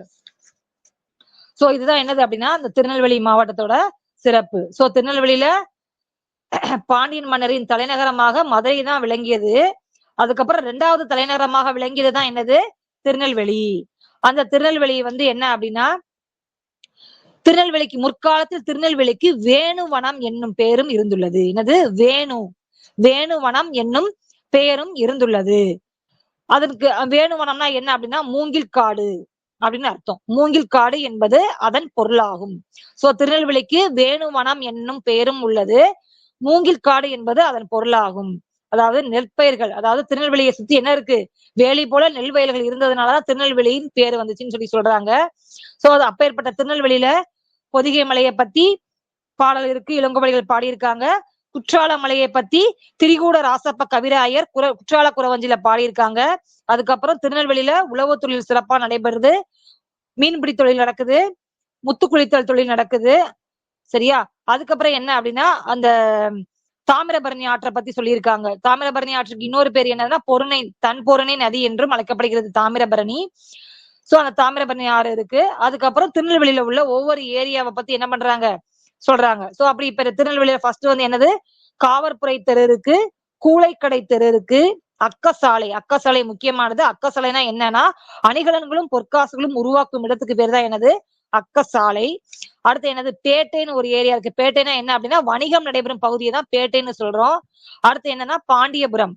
பாண்டிய மன்னன் நின்ற சீர் நெடுமாறனை வரவேற்ற இடத்துக்கு பேர் தான் என்ன வந்துச்சு? பாண்டியபுரம்னு பேரு வந்துச்சு. அவங்களுடைய துணைவியார் மங்கையர்க்கரசியை வரவேற்ற இடத்துக்கு பேர் தான் என்ன வந்துச்சு? திருமங்கை நகர் என்ற பேர் வந்துச்சு. அடுத்தது வீரராகவர் வந்த இடத்துக்கு பேர் தான் என்ன வந்துச்சு? வீரராகவபுரம்னு வந்தது. அவருடைய துணைவியார் மீனாட்சி அம்மையார உள்ள அவர் பேர்ல அமைஞ்சதுனால அந்த ஊருக்கு பேர் என்ன வந்துச்சு? மீனாட்சிபுரம்ன்ற பேரு வந்தது. அதுக்கப்புறம் பாளையங்கோட்டையும் இருக்கு. தாமிரபரணி ஆற்றுக்கு மேற்கு கரையில் திருநெல்வேலி இருக்கு. கிழக்கு கரையில பாளையங்கோட்டை இருக்கு. பாளையங்கோட்டையையும் திருநெல்வேலியும் என்ன சொல்றோம்? இரட்டை நகரங்கள் என்றும் அழைக்கப்படுகின்றன. பாளையங்கோட்டையில அதிக அளவில் கல்வி நிலையங்கள் இருப்பதனால் அதை என்ன சொல்றோம்? தென்னிந்தியாவின் ஆக்ஸ்போர்டு என்றும் அழைக்கப்படுகிறது. அதே மாதிரி பொதிகை மலையில் அகத்தியர் வாழ்ந்தார். அப்புறம் நிறைய புலவர்கள் மாரோகத்து நப்பசலையார், நம்மாழ்வார், பெரியாழ்வார், குமரகுருபரர், திரிகூட ராசப்ப கவிராயர், கவிராச பண்டிதர், இவங்க நிறைய பேர் என்ன பண்றாங்க? இந்த மாதிரி புலவர்கள் எல்லாம் என்ன பண்றாங்க? திருநெல்வேலியிலே பிறந்து தமிழுக்கு வந்து நிறைய பணியாற்றிருக்காங்க. அதே மாதிரி அயல்நாட்டு அறிஞர்களான ஜி.யு. போப், கால்டுவெல், வீரமாமுனிவர் அவங்களும் என்ன பண்ணியிருக்காங்க? தமிழுக்கு பெருமை சேர்த்திருக்காங்க திருநெல்வேலியில இருந்து. சோ அப்பேற்பட்ட திருநெல்வேலிக்கு நீ வரணும்னு சொல்லி என்ன பண்றா, நண்பனுக்கு கடிதம் எழுதுறாங்க. சரியா? அடுத்த என்ன அப்படின்னா, புக் பேக் பாருங்க. திருநெல்வேலி பாண்டிய மன்னர்களோடு தொடர்புடையது. மறந்துடாதீங்க. சேர சோழ பாண்டியர் மூவேந்தரும் ஆண்டு வந்தாங்க. திருநெல்வேலிங்கிறது என்னது? பாண்டிய மன்னனுடைய 2வது தலைநகரம். சோ திருநெல்வேலிங்கிறது என்னது? பாண்டிய மன்னர்களோடு தொடர்புடையது. அடுத்தது இளங்கோவடிகள் பொதிகை மலைக்கு முதன்மை கொடுத்து பாடினார். சோ இளங்கோவடிகள் பொதிகை மலைக்கு முக்கியத்துவம் கொடுத்து பாடினார். திருநெல்வேலி தாமிரபரணி ஆற்றின் கரையில் அமைந்துள்ளது. சோ திருநெல்வேலி எங்க இருக்கு? தாமிரபரணி ஆற்றின் மேற்கு கரையில் அமைந்துள்ளதா? சோ திருநெல்வேலி வந்து என்னது? தாமிரபரணி ஆற்றின் கரையில் அமைந்துள்ளது. அடுத்தது பொறுத்துக. தன் பொருணை அப்படின்னா என்னது? தாமிரபரணி. தாமிரபரணிக்கு இன்னொரு பேர் தான் என்னது? தன் பொருணை நதி. சோ தன் பொருணைனா தாமிரபரணி. அக்கசாலை அப்படின்னா பொன் நாணயங்கள் உருவாக்கும் இடம். அடுத்த கொற்கை. கொற்கைனால என்னது? முத்து குளித்தல். திரிகூட மலை. திரி அப்படின்னா என்னது? குற்றாலம். திரிகூட மலைனா என்னது?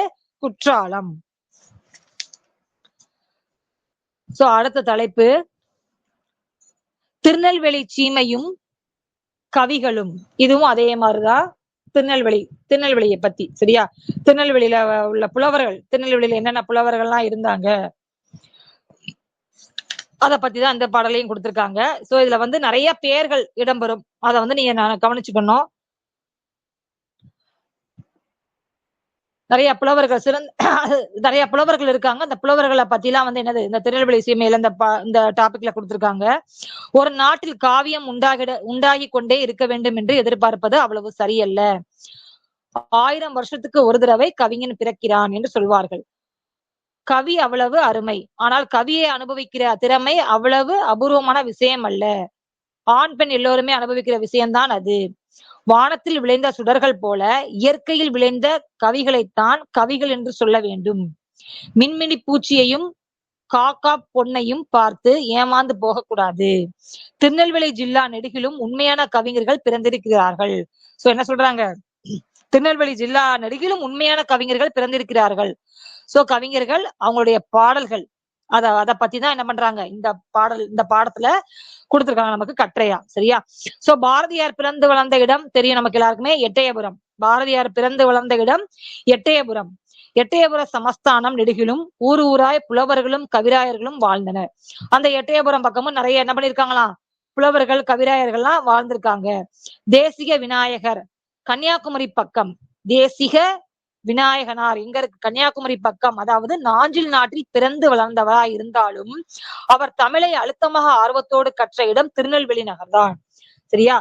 பாரதியார சொல்றாங்க. பாரதியார் எங்க பிறந்தாரு? எட்டயபுரம். 2வது யார சொல்றாங்க? தேசிக விநாயகனார். அவர் எங்க பிறந்திருக்காரு? நாஞ்சில் நாடு. அவர் நாஞ்சில் நாட்டுல பிறந்து வளர்ந்தாலும் அவர் வந்து தமிழை நல்லா ஆர்வத்தோட தெளிவா படிச்ச இடம் எங்கதானா? திருநெல்வேலியில தான் அவர் படிச்சாரு.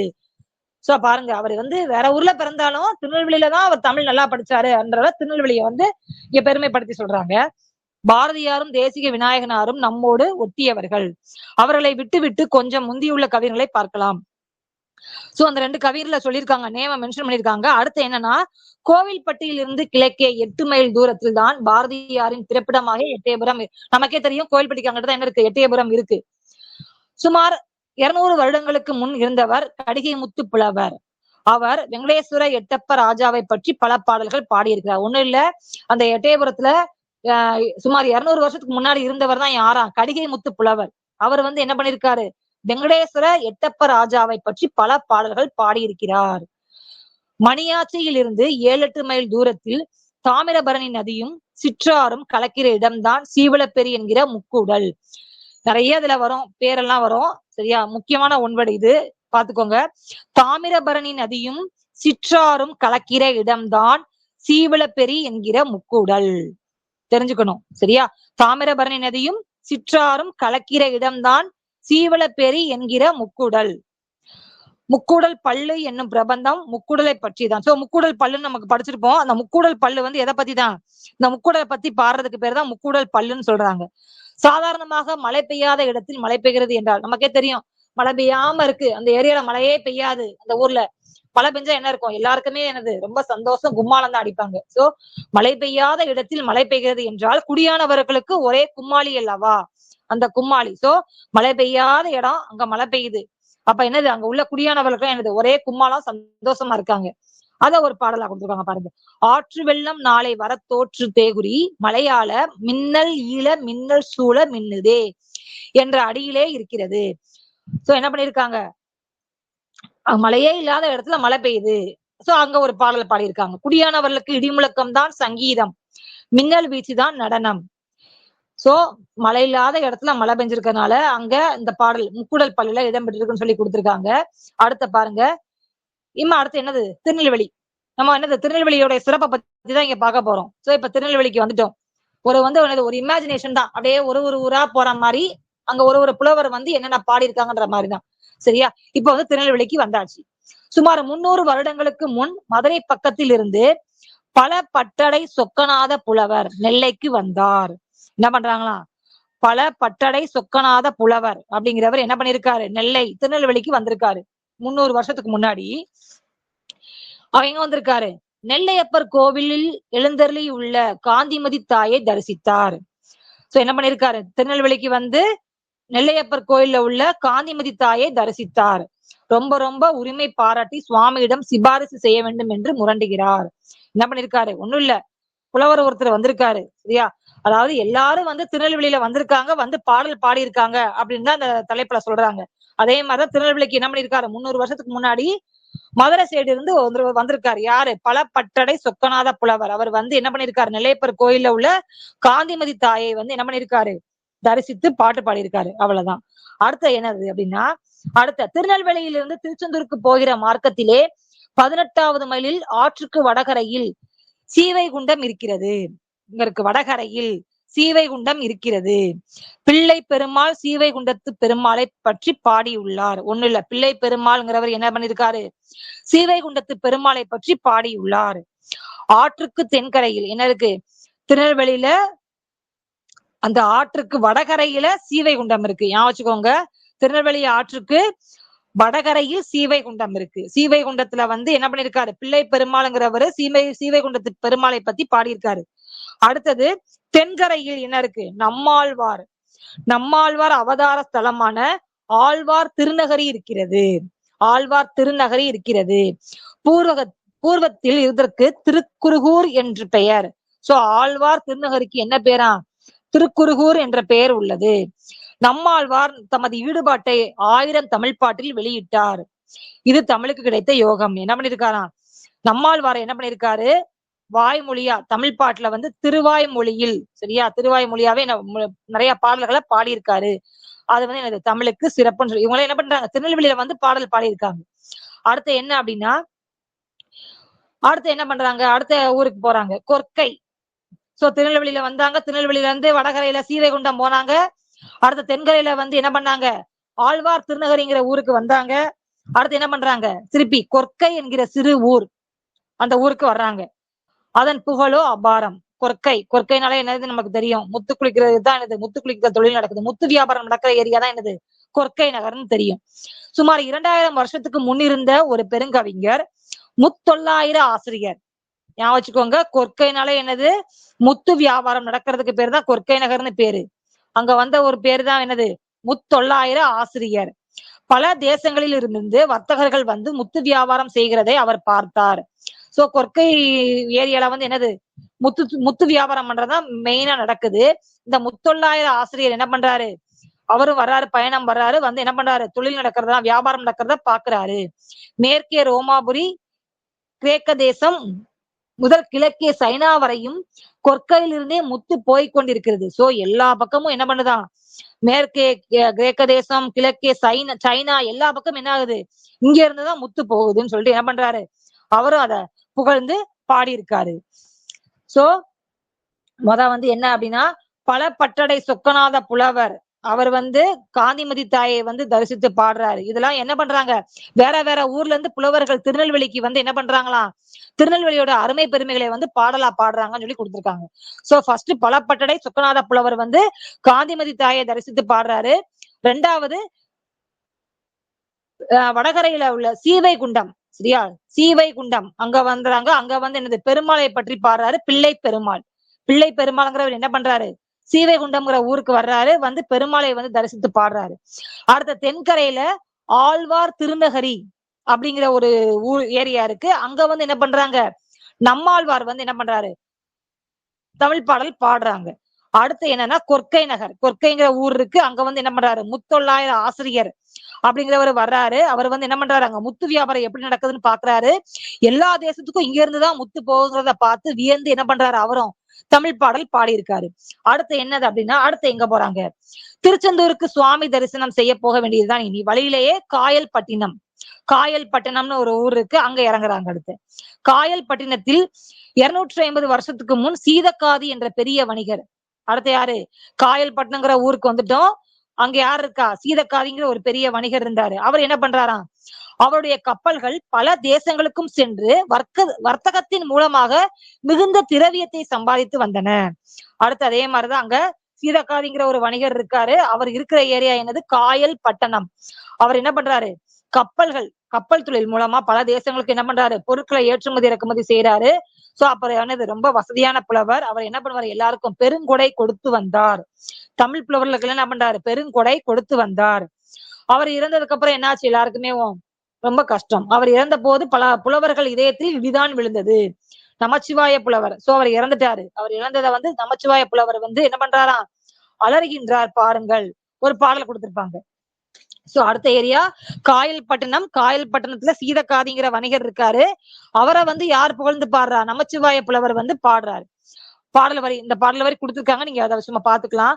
பூமாது இருந்தன் புவிமாது இருந்தன் இப்பூதளத்தில் நாமாது இருந்தென்ன நாமும் இருந்தென்ன நாவலருக்கு கோமான் அழகமர் மால் சீதக்காதி கொடைக்கரத்து சீமான் இறந்திட்டே போதே புலமையும் செத்துவமே அப்படின்னு ஒரு என்ன பண்றாரு, உணர்ச்சியா அந்த சீதக்காதிங்கிற புலவர் இறந்தத நமச்சிவாய புலவர் வந்து என்ன பண்றாரு, பாடலை பாடி அழுகுறாங்க. சரியா, அடுத்த ஏரியா. சோ காயல்பட்டினம் போயாச்சு. காயல்பட்டினத்துல இருந்து அடுத்த எங்க போறாங்க அப்படின்னா திருச்செந்தூர். திருப்புகழ் பாடிய அருணகிரிநாதர் வந்து நந்தவனங்களை பார்த்து அனுபவித்தார். அருணகிரிநாதர் எங்க வராரு, நந்தவனங்களை பார்த்து அனுபவித்தார். ஏரி நீர் நந்தவனங்களில் கட்டி கிடப்பதால் சேல் மீன்கள் துள்ளி குதிக்கும், பூஞ்செடி கொடிகளை அழிக்கவும் தலைப்பட்டன என்று பாடியுள்ளார்.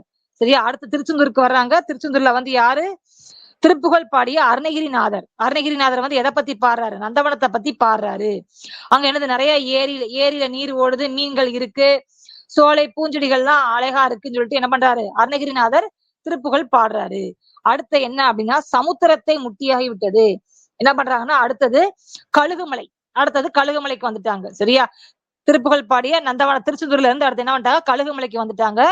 இக்காலத்தில் பாடுகிற காவடி பாட்டெல்லாம் கழுகுமலை முருகன் மேல்தான். கழுகுமலையில வந்து என்ன பண்றாங்க, நிறைய காவடி பாட்டெல்லாம் பாடுறாங்க. இந்த காவடி பாட்டை பாடுறது யார் அப்படின்னா அண்ணாமலையார். இது தெரிஞ்சுக்கணும். கழுகுமலைக்கு வந்து காவடி பாட்டை பாடுறது யார் அப்படின்னா அண்ணாமலையார். காவடி சிந்தை பாடியவர் அண்ணாமலையார். கழுகுமலை அண்ணாமலை மலை வச்சுக்கோங்க. காவடி பாட்டை கேட்க வேண்டுமானால் பம்பை மேளம் ஆட்டம் எல்லாவற்றோடும் கேட்டால்தான் ரசமும் சக்தியும் தெரியும். சோ ஒண்ணுதல் இல்ல. சோ திருச்செந்தூருக்கு வர்றாங்க. அருணகிரிநாதர் திருச்செந்தூருக்கு வந்து திருப்புகழ் பாடுறாரு. அடுத்த கழுகுமலைக்கு வர்றோம். கழுகுமலையில வந்து என்ன பண்றோம், காவடி பாட்டு பாடுறாரு. யாரு பாடுறா, கழுகுமலை அண்ணாமலை பாடுறாரு. சரியா, அடுத்து என்னன்னா சங்கரங்கோயில்.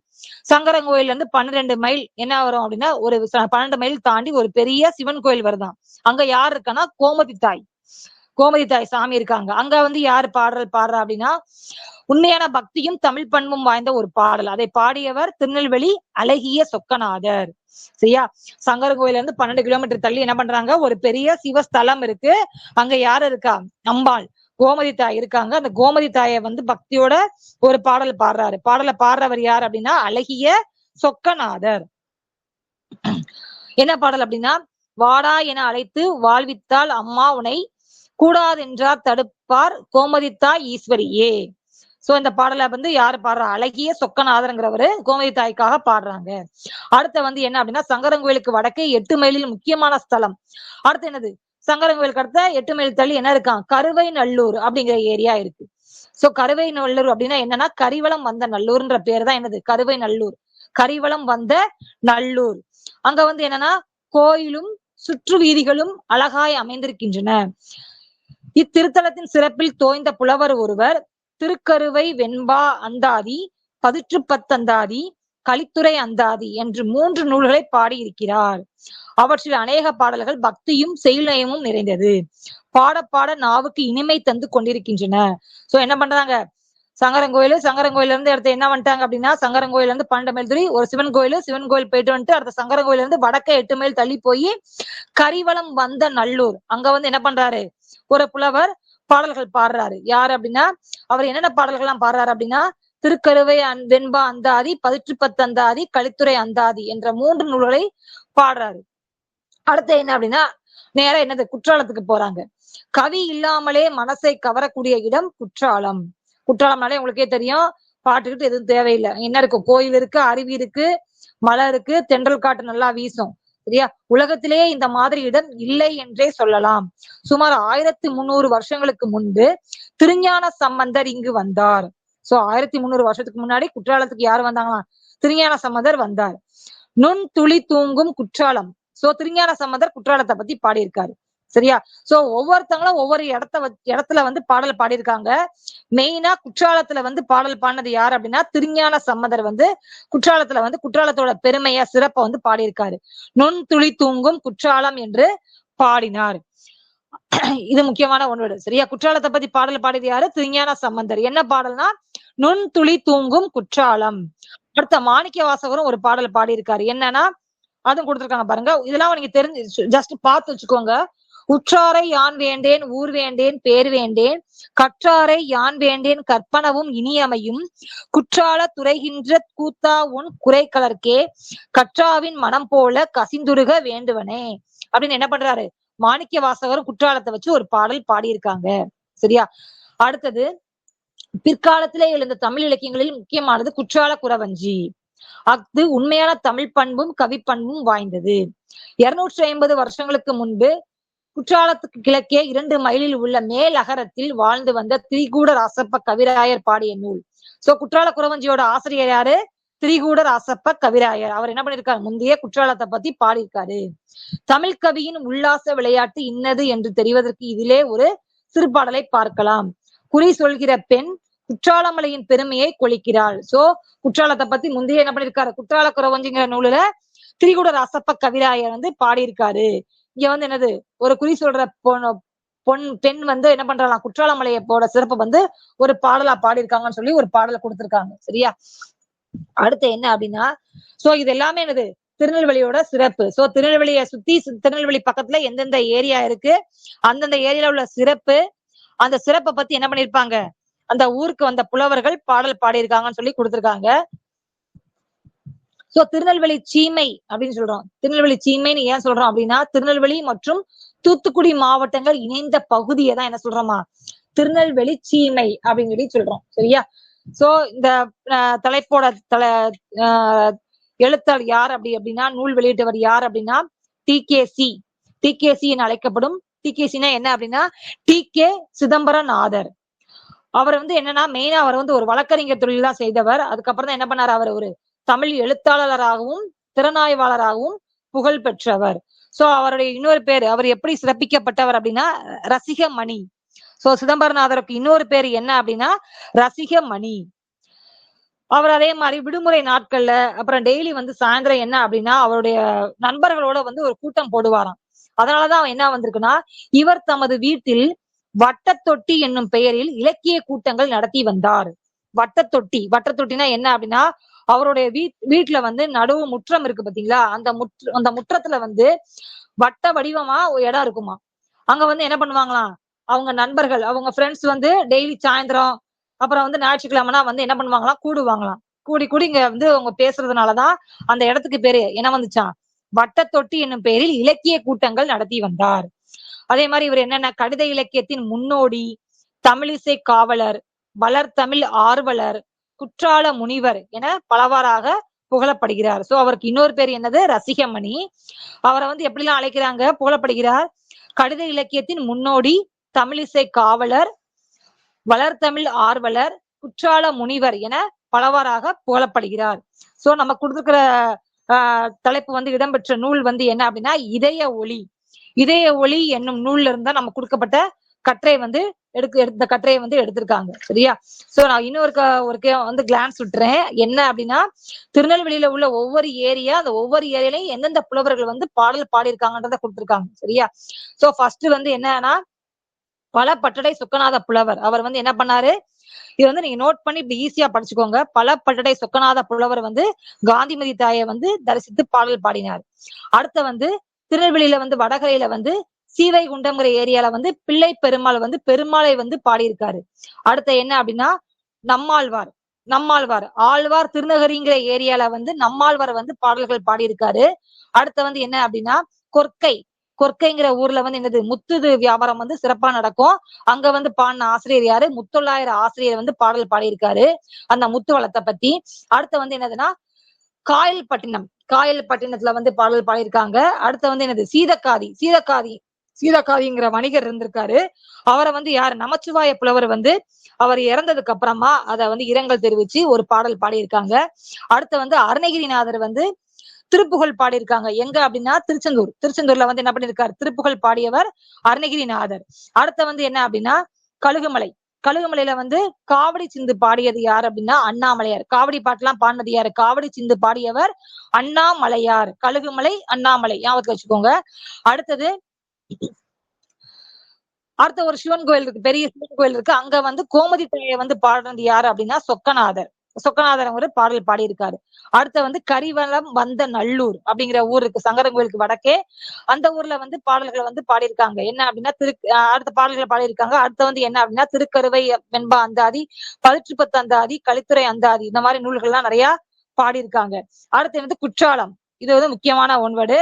குற்றாலத்தோட சிறப்பை பத்தி பாடினவர் யாரு அப்படின்னா திருஞான சம்பந்தர். என்ன அடிகள் பாடியிருக்காருன்னா, நுண் துளி தூங்கும் குற்றாலம். அதே மாதிரி மாணிக்க வாசகர் என்ன பண்ணிருக்காரு, குற்றாலத்தை பத்தி பாடல் பாடியிருக்காரு. குற்றால குறவஞ்சியோட ஆசிரியர் கண்டிப்பா தெரிஞ்சுக்கணும். குற்றால குறவஞ்சியோட ஆசிரியர் யாருன்னா திரிகூட ராசப்ப கவிராயர். அவரும் குற்றாலத்தை பத்தி பாடல்கள் பெருமையா எழுதியிருக்காங்க. சரியா? திருநெல்வேலி சீமை அப்படின்னு ஏன் சொல்றோம் அப்படின்னா, திருநெல்வேலி மற்றும் தூத்துக்குடி மாவட்டங்களை இணைந்த பகுதியை தான் என்ன சொல்றோம், திருநெல்வேலி சீமை என்று குறிப்பிடப்படுவது இன்றைய திருநெல்வேலி மற்றும் தூத்துக்குடி மாவட்டங்கள் இணைந்த பகுதியை தான் என்ன சொல்றோம், திருநெல்வேலி சீமைன்னு சொல்றோம். சோ இந்த கட்டுரையுடைய ஆசிரியர் டி.கே. சிதம்பரநாதர். இவர் வந்து எனது பிறப்பால ஒரு வழக்கறிஞர் தான். அதுக்கப்புறம் தான் என்ன பண்ணாரு, நிறைய அவரு நூல்கள் தமிழ் எழுத்தாளராக வந்தார். தமிழ் எழுத்தாளர் மற்றும் திறனாய்வாளராகவும் புகழ் பெற்றார். இவருடைய இன்னொரு பேர் என்னது, ரசிகமணி என்று சிறப்பிக்கப்பட்டவர். எப்படிலாம் புகழப்பட்டார் அப்படின்னா, கடித இலக்கியத்தின் முன்னோடி, தமிழிசை காவலர், வளர்த்தமிழ் ஆர்வலர், குற்றால முனிவர். குற்றால முனிவர் அப்படின்னாலே குற்றாலத்தை பத்தி சொல்றாரா, குற்றால முனிவர் என பலவாறாக புகழப்படுகிறார். சோ நமக்கு கொடுக்கப்பட்ட கட்டுரை இடம்பெற்ற நூல் வந்து என்ன அப்படின்னா இதய ஒளி. Okay, thank you.